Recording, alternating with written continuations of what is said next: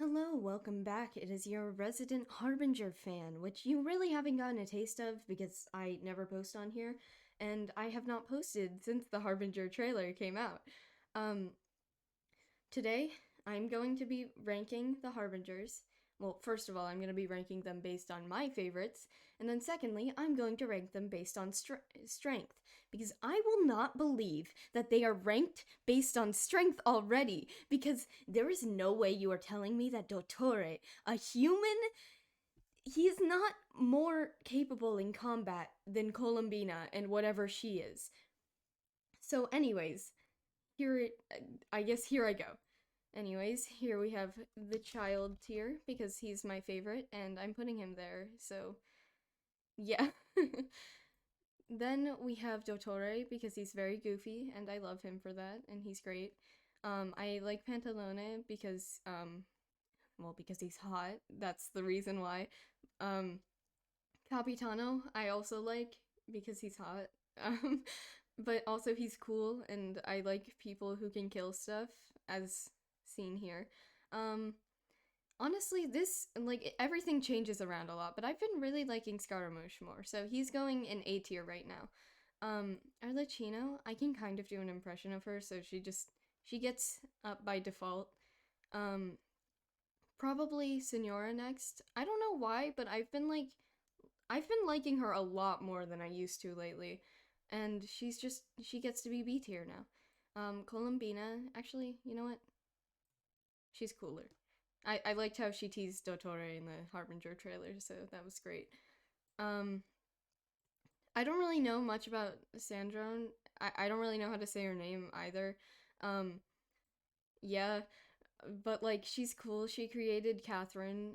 Well, obviously she like the similarities are uncanny, and she works in robots, and the Adventurers Guild is from Snezhnaya, and Catherine is a robot, so there's no way that she wasn't created by Sandrone.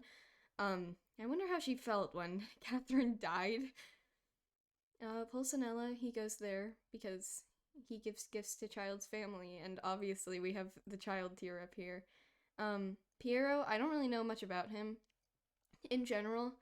I don't know how I feel about Conry. Like, Conry is cool. I like it, but just I don't know enough about him yet, and like, he's not as attractive as the other ones, so he goes down there.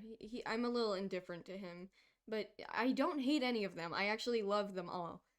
But this is just, my favorites in like rankings and stuff. So I'm going to reset that. And now we're going to go by strength. So to start off, we're just going to put Columbina in S tier because I don't know what she is, but this is a minor Archon Quest spoiler for like the 6th act. But the top 3 Harbingers apparently have power or like strength comparable to gods. And now I don't necessarily believe that because this guy is not no.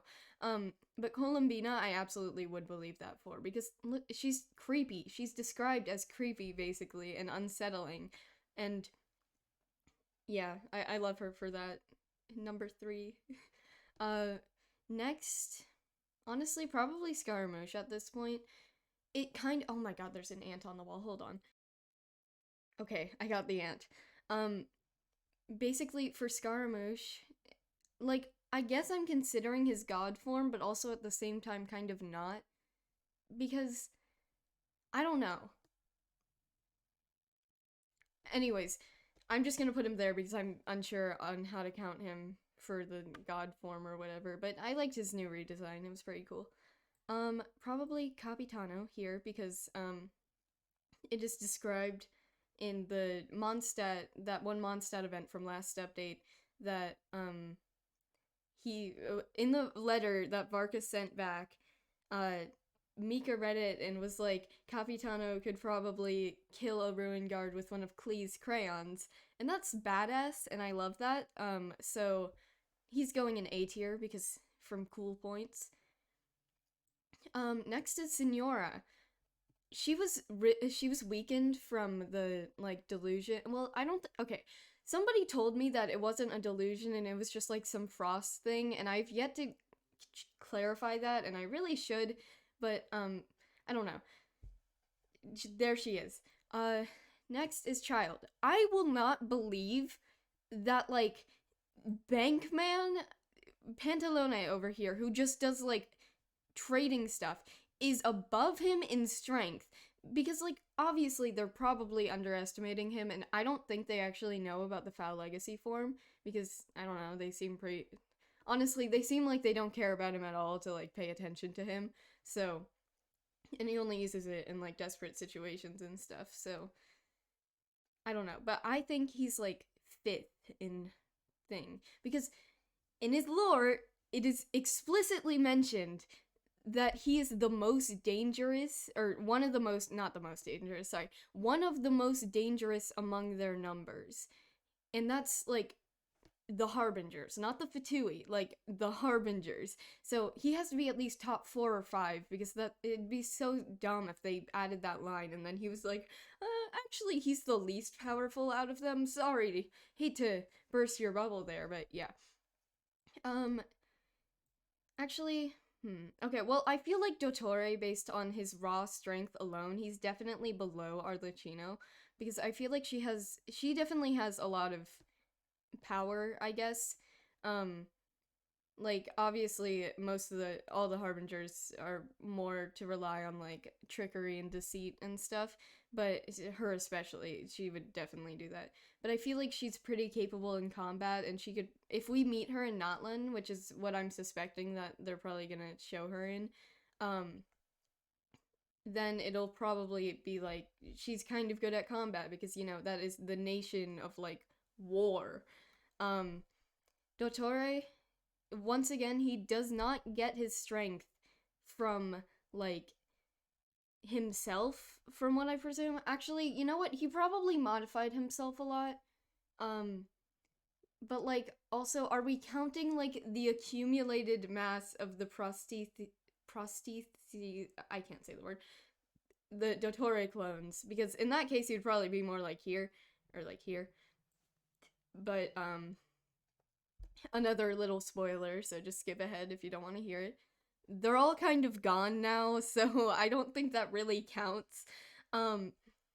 Yeah, but I feel like he's like here or here. He's probably somewhere in B tier. I do not believe that he's number 2 based on his own strength, because he's just some guy. He's still a human. Sandrone, she's definitely below Dottore. Like, yeah, she creates intelligent machines, but still, he's crazy. He's a mad scientist. He's gonna do whatever.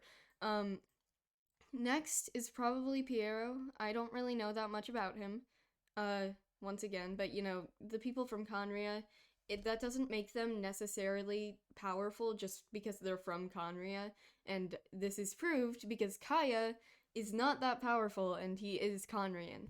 I don't actually know what, no, we're not playing Pantalona in D tier, so I don't actually know, this guy definitely has something up his sleeves. I don't know what he's doing, but, I don't know, he doesn't seem that powerful, though, because he's just some, like, guy.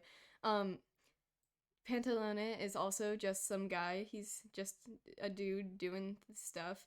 But, like, he definitely focuses a lot more on business aspects and would not hesitate to just run away from a fight. I feel like that if we ever did meet him and, like, the Traveler drew their sword, he'd be like, I am not fighting you, goodbye. Especially after whatever happened in the Sumeru Archon quest, because that was big. But anyways, this is my strength tier list here.